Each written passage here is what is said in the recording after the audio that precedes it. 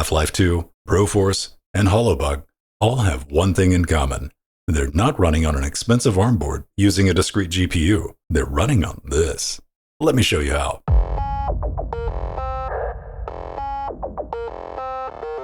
If you have a Rockchip 3588 powered single-board computer like this Rock 5 ITX or an Orange Pi 5 Plus, and you want to play with Steam, you're going to need three things: Box86 64, Steam, and the most important bit, Armbian. These absolute saints provide images for just about everything, and it's what you should be running on any single-board computer. That doesn't start with Raspberry, and if you have a problem with that, take it up with Steve Buscemi.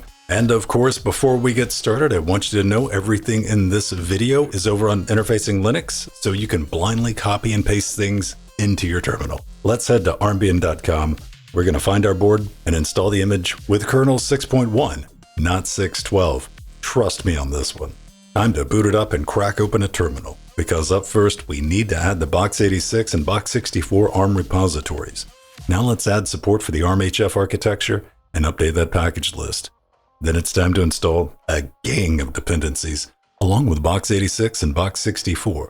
And finally, we need to grab the Steam Debian package, unpack it, and set up our launch script.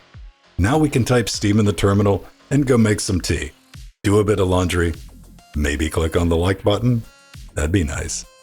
But fear not, it will eventually finish, most of the time.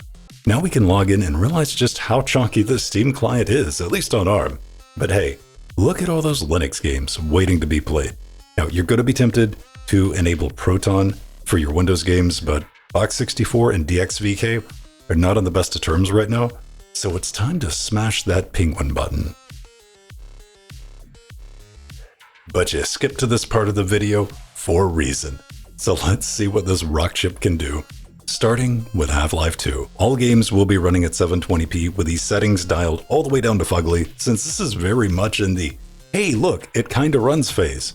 Cruising around in our crab buggy, you're gonna notice the only thing that's really consistent here is my inability to drive, since, you know, that frame rate is kinda all over the place, going all the way up to 60 FPS in some areas while dipping into the 20s when the scenery is slightly more complex than a cabbage. Indoors, things smooth out quite a bit. Oh, did I mention it's a wee unstable?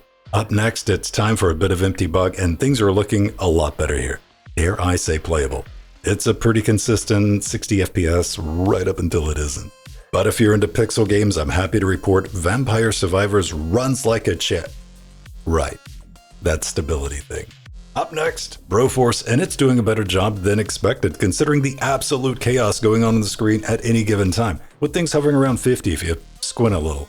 Knights of the Old Republic manages to come in around 60 FPS, dropping into the 40s during the intense, nail-biting action sequences, and yeah, that happens a lot. Moving on to boomer shooters, because new games that look like old games having to be run on low amuses me to no end. This is Dusk, and the pixels are bleeding at around 40 drops per second. And here we have one of my favorite arcade racers that nobody knows about, Distance. Now, some games, they still look okay when you nope all the eye candy. This ain't one of them. It rarely drops below 30 FPS, but playing a racing game at sub 60 is cruel and unusual punishment. But hey, if you're into the point-and-click adventure games, FPS can be safely ignored. This is Neverwinter Nights Enhanced Edition, with everything maxed out at 720p, and it's crushing it. But if we dial it down to low, it pops right up to 60-ish. And that's critical for the immersive head wobbling. And finally, Murder Legos, aka Besiege, something that I didn't expect to work at all, but it did. Getting about 50 FPS in the editor and 60 in-game unless, you know, murder rating. And be sure to check out the handy compatibility list over on the Box64 web zone. It is packed with helpful tips to help you get games up and running. I hear you asking, man, will ARM be the future? Maybe, but it's not going to replace your gaming rig anytime soon. That said, Collabora is busy adding mainline kernel support for the 3588, and Valve is doing something. What that ends up being, who knows, but I look forward to playing with it. And if you want to come along for the ride, check out the guide on Interfacing Linux, and if you have any questions, just let me know down in the comments. But most importantly, I want you to get out there and make something awesome.